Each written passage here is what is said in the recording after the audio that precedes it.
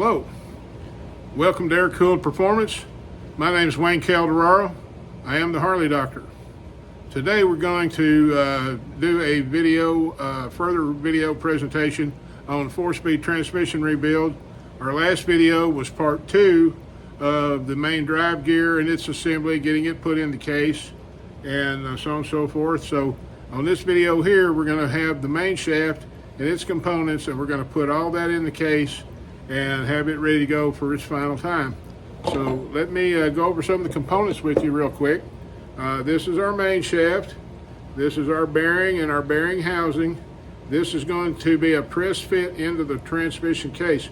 The hole that this goes into, if there's any burrs, you want to take some crocus cloth or something, a light file. Don't get to Dremel after this thing, because you want to make sure that that hole has to stay concentric. And if you go boogering with it, you're going to throw the orientation of this off. So clean it up if it's got some burrs. That's it. Okay, and then of course we've got our first and second gear cluster. Then right here, if you remember, we had bluing, high spot bluing on this gear and on this one here as well. You still see some of it.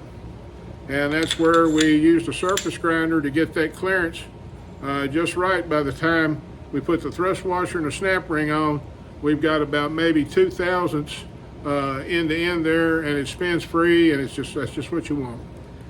And then so after that, then of course, and then the washer, snap ring, and then we have the shifter clutch that goes in here. And on this shifter clutch, if you can see right there where it says high, the word high, this is designed to where, in the way it's machined, to where you want the surface that says high facing the main drive gear. Some of the original gears and all don't have that on it. So all you got to remember is, you see this relief cut right here, the relief cut. If you're looking at the gear like this, and you want the relief cut going to your right. So if you got it like this right here, the relief cut's going to your left. Will it still work that way? Yes, but it works better this way. This is how you want it, because it's designed like this to have more contact on the drive side. Okay, so now I'll try to see if I can move this around here where you guys can see this a little bit better, and get that like that. All right, so we're going to take our main shaft and we're going to start it in the transmission. And then the next thing it has to go on is our main drive gear, our third gear main shaft gear.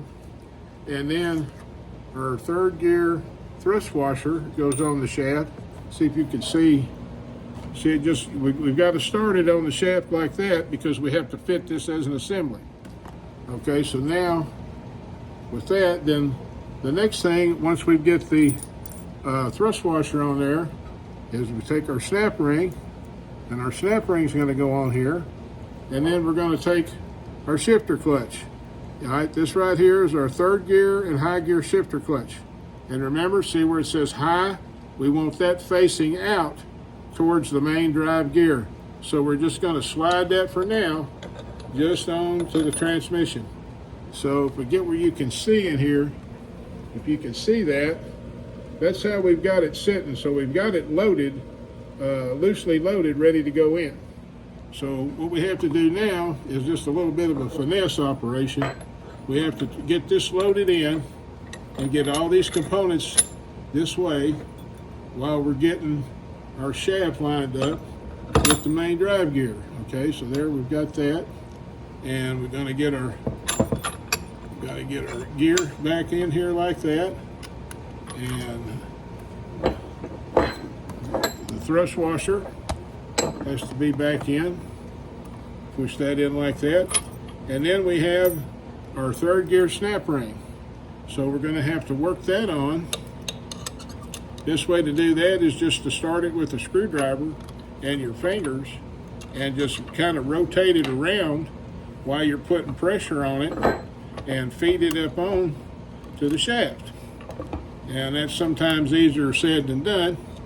I don't know if you could get I could get it to where you could see that or not, but that's kind of what we've got to do is we've got to get that snap ring up on the spline part of the shaft here. And once I get him up here, I'll bring it around where you can see it better. And 'cause these things can be really contrary sometimes. And like now. Okay, I think we got it up on there. Let's see. Yes. All right. Now, if you can see that, we've got our third gear snap ring up on the spline part of the shaft. See where it has the opening here? So we've got it up here on this shaft, and we're going to slide all this down until we get this assembly. Once we get this drove into the case, we'll slide this down, and this shifter clutch is actually going to seat this snap ring for us. I'll show you that in just a second. Now, let's see if we can get back over here, get some of this lined up like it's supposed to be. Now, do like that. So now that we've got everything, that's how it's supposed to look right there. That's how it is. If you can see that, that's how it's supposed to look.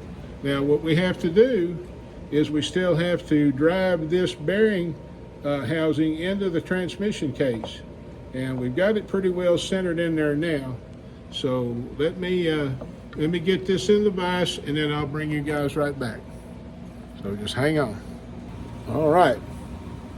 So now what we're going to do is we've put the case in the vise, and now what we're going to do is we're going to drive our housing into the case, and we're going to use the flat of this nut, which is against the inner race on this bearing, which that's how we want it to go. So we just get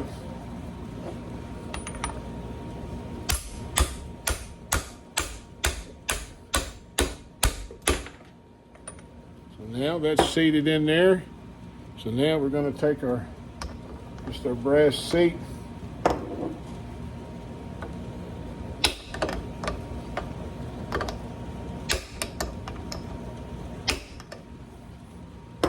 just like that. That's all there is to it. We've got that now all the way down. It's fully flush and seated to the face of the transmission. And look at that, boy, that thing is just smooth and slick as it can be. And that's what we want, guys. So now once we get our plate, this is our plate that holds the bearing into the case. Once we get that done, then we'll be ready to move on to the counter shaft part of the transmission. And so we'll bring you back when we do that. But that is the main shaft transmission assembly. Get it where you can see. That's how she's supposed to look right there. Slick as a minnow. All right, well guys, hey, thank you for watching. We're going to continue on this. Like I said, these videos, trying to design these videos for the average guy, you know, at home can do some of this stuff too, you know. You don't have to have a lot of special tools. It helps if you do. But I'm going to show you how to do it if you don't have the special tools. I can also show you the special tools so you can get an idea of what they look like and what they normally would do. And there's some times where you have to have it, but it's very few. So anyway, thank you again for watching. I hope this is informative for you. I want it to be to where you can enjoy it. And I want to keep these videos short and concise to where, well, I need to see how to put my main shaft in. Well, you can just go to that one video. You don't have to go through a whole bunch of stuff. So anyway, again, please like and subscribe. I hope you've enjoyed it. I appreciate it very much that you're watching. And as always, please remember to make God part of your day. You'll be glad you did. Thanks a lot. See you soon.